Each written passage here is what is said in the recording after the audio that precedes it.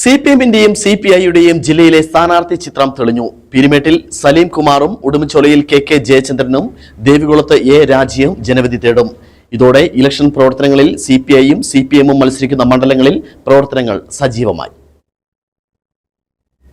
ഏറെ അനിശ്ചിതത്വങ്ങൾക്ക് ഒടുവിലാണ് ഉടുമ്പൻചോലയിൽ K Jayachandran സ്ഥാനാർത്ഥിയായത്. M മണിക്ക് മൂന്നാം ഊഴം എന്ന ചർച്ചയായിരുന്നു ആദ്യഘട്ടത്തിൽ നടന്നത്.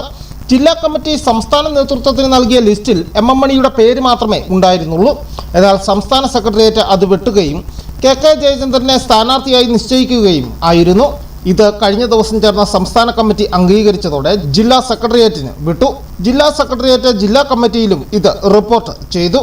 ദേവികുളത്ത് നിലവിലെ MLA ആയ എ രാജ തന്നെ മത്സരിക്കും. പീരുമേട്ടിൽ സലീം കുമാർ ഉൾപ്പെടെ 3 പേരുടെ പട്ടികയായിരുന്നു ജില്ലാ കമ്മിറ്റി സംസ്ഥാന കമ്മിറ്റിക്ക് നൽകിയത്. ജോസ് ഫിലിപ്പ്, സോബിൻ സോമൻ എന്നിവരായിരുന്നു മറ്റ് 2 പേരുകൾ.